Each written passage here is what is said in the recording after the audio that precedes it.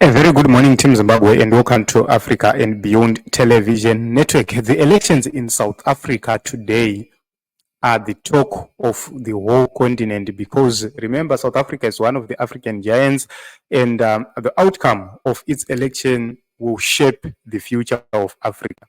Are we going in the direction of Pan-Africanism, or are we going in the direction of neocolonialism? Cyril Ramaphosa has been accused of following the direction of neocolonialism, and the other people like Julius Malema, they are believed to be Pan-Africanists and pursuing a Pan-African agenda. Let us take a look on what has been the trend of the ANC in the past. What are the possibilities of ANC winning? What are the possibilities of having a new face of a coalition government at least? So Opposition right here has dealt with various issues, several issues, but very, very critical issues which are worthy to be looked upon, such that we get to know who is going to emerge victorious somehow. So he says, shout out to all the analysts breaking down the election issues for us in South Africa. Here are the most important numbers for all of us to know as we have insights. The ANC under Mandela won with 63% in 1994. So this is the chart which is right here onto the screen. The first year, 1994, 63% under Nelson Mandela. Secondly, the ANC under Thabo Mbeki in 1999 got 70%. That is the other election was under Mandela. It was 66%. And the third election, this was now Thabo Mbeki, 2004, it was 70%. And then it goes to 66% under Jacob Zuma. And under Zuma again, it got to 63% in 2014.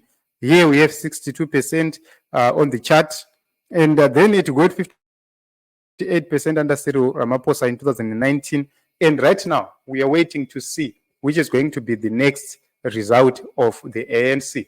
Remember, the first biggest drop to go below 60% was under Cyril Ramaphosa. So it shows that his rating itself was not equal to the rating of other people like Jacob Zuma, to the rating of people like Thabo Mbeki, Nelson Mandela. Thabo Mbeki got the highest vote for the ANC at 70%. And since then, it has been moving around between 62% and 63% to 70%.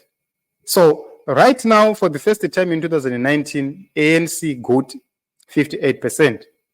And analysts are viewing this as something else.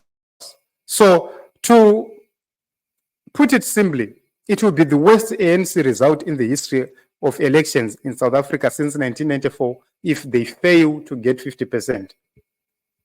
If they fail to get 50%, it will be a disaster for the ANC. That will be the collapse of the ANC. That will mark the end of the ANC. So at this point in time, there is a great possibility that the ANC is going to get less than 50%. Why? The EFF has grown up or has emboldened. The DA remains almost constant with some fragmentations coming from the other black people like Bosa, Action SA.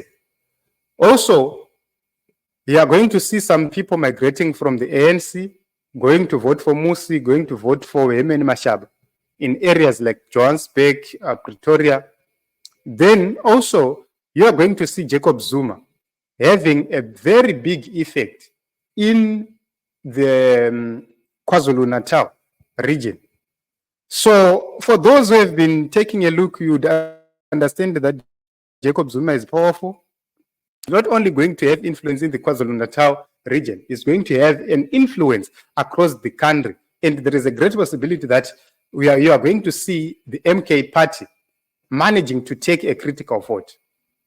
So at this point in time, for the ANC to go below 50%, Jacob Zuma only need 9% of the vote from the ANC. 9% of the vote from the ANC, then they are done. They are completely done with the ANC. The ANC will be forced to get into a coalition. And what will be this coalition? The dangers of the ANC not getting into a coalition with the EFF are everywhere to be seen by the people. If they are to join hands with the DA, to have a coalition with the DA in parliament, just to know that they are going to lose the presidency, the ANC MPs will vote for Julius Malema. So there is a trap right there.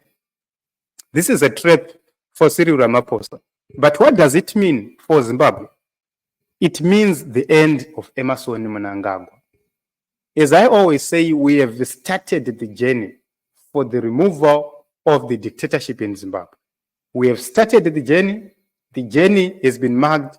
The press conference by President Nelson Chamisa marked the beginning of a new chapter in Zimbabwe. So whatever which is going to happen in South Africa is the key determinant of the future of the Zimbabwean president. These people, Cyril Ramaphosa, Emmerson Mnangagwa, they will go after one after the other.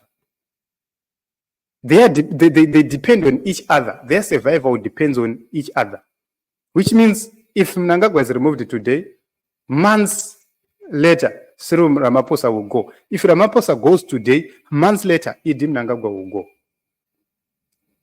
If Cyril Ramaphosa fails to secure the majority for the ANC, what it means is he's going to have a coalition, possibly with Julius Malema.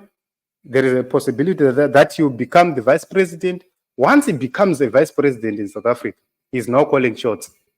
Remember, Julius Malema is not a weak person. He will be calling shots. He will be making things happen. So that will become problematic for Cyril Ramaphosa and his team.